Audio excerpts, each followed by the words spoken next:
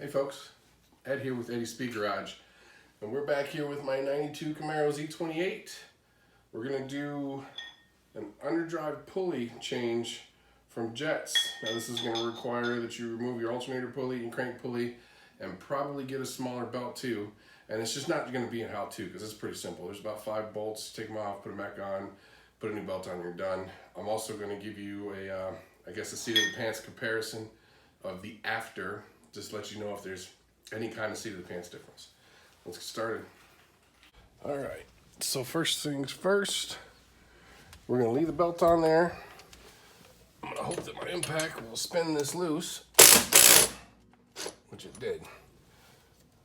So next we're gonna leave that on there and we're gonna move on to the crank, which is a huge pulley compared to the one that was on there before, but that might not be as easy to get off. If the impact gun will fit in there, it'll be a piece of cake. In order to make this a little bit less of a pain in the ass, I'm gonna go ahead and remove the intake for the air, which takes about all of 4 seconds. And it's off. Alright, so in case I forgot to mention, the bolt on the alternator, the nut on the alternator is 24 millimeter. The center bolt on the crank pulley is 16, and the 4 perimeter bolts are 14. So I'm going to go ahead and try to zip these off, but not take them all the way off. Using the belt to help hold the crank still. Crossing my fingers so I can snake this big thing in here.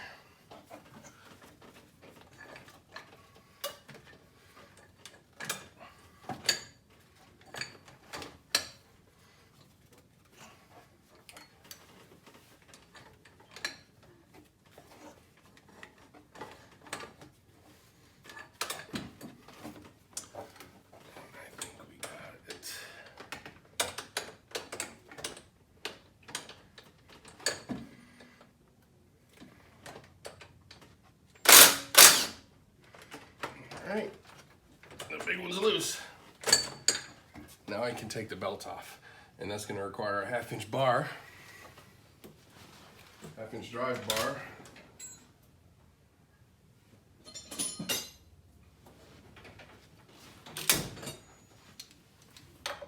Right in here, pull this back, slide that off, and all the tension is off the belt.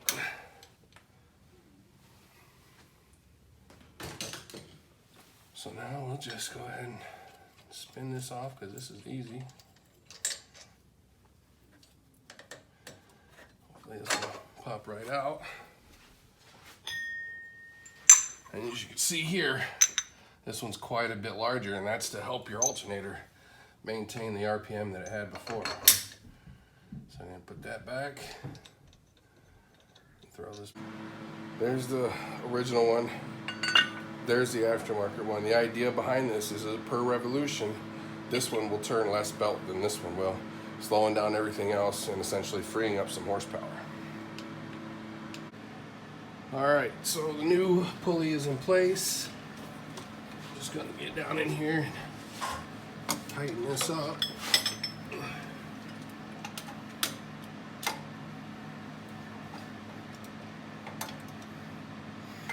Not gonna lie, this was a bit of a pain in the ass.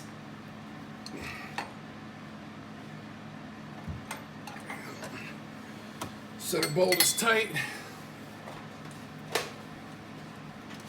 Now we just gotta run the 14s in.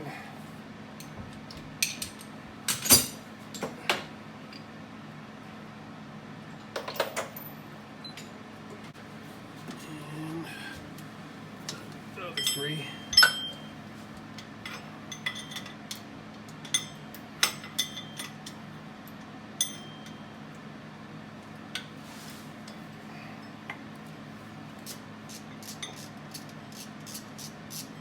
I ended up having to break them all loose with an impact because she just spun. But once they came out, they just came right out.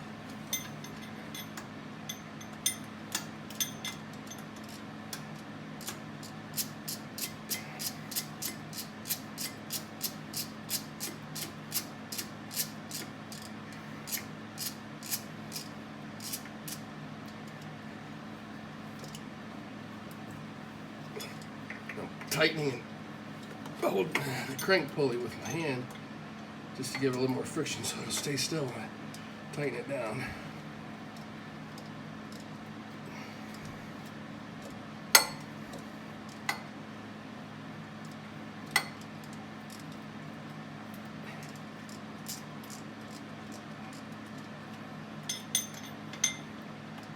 Won't give you a lot of room to work in these things.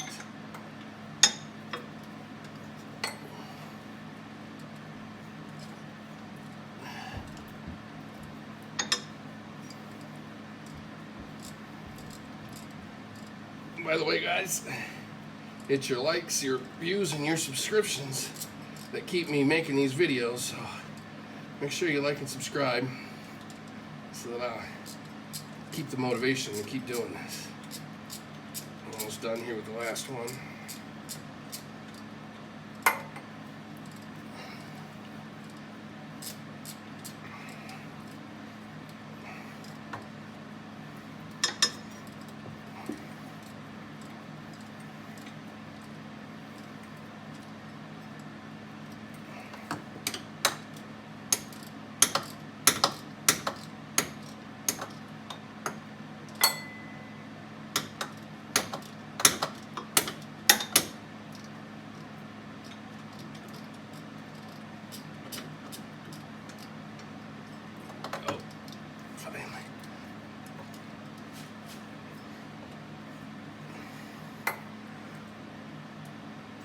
And voila, let's get ready to measure for the belt.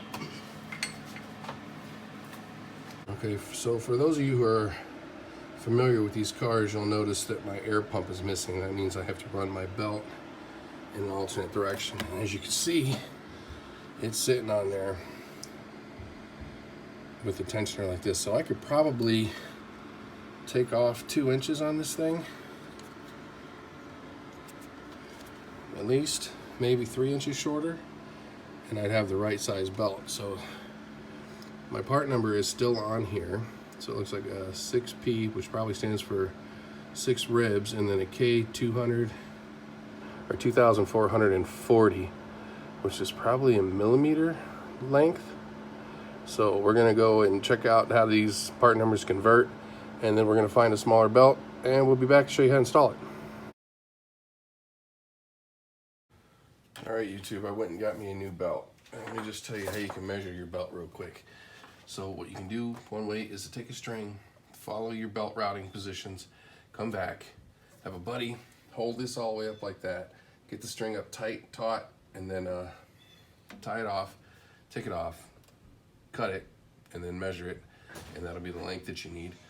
Or you can run a tape measure, which isn't as accurate. All right, now we're just gonna throw this belt back on there, and then we're gonna go for a ride.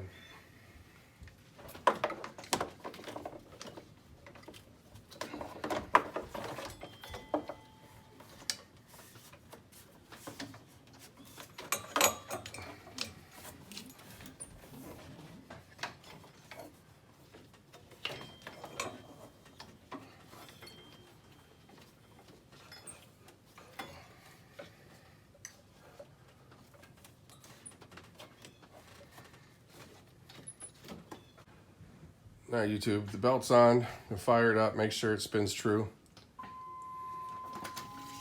See, it's on there fine. It's not wiggling, wobbling, nothing. It's not trying to come off. Ride. Be right back.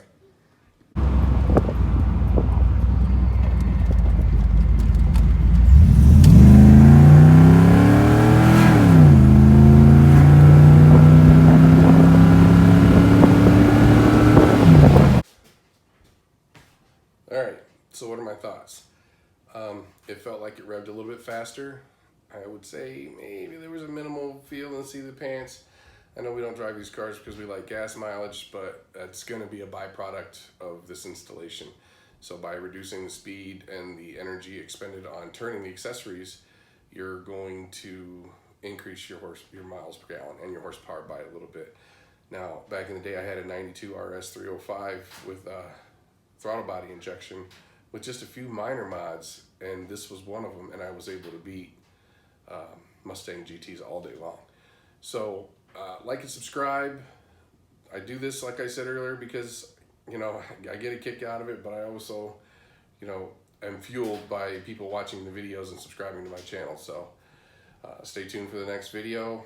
I don't know what it's going to be. I'm running out of things that I want to do to the car because I don't want to take it too far, but we'll see you next time.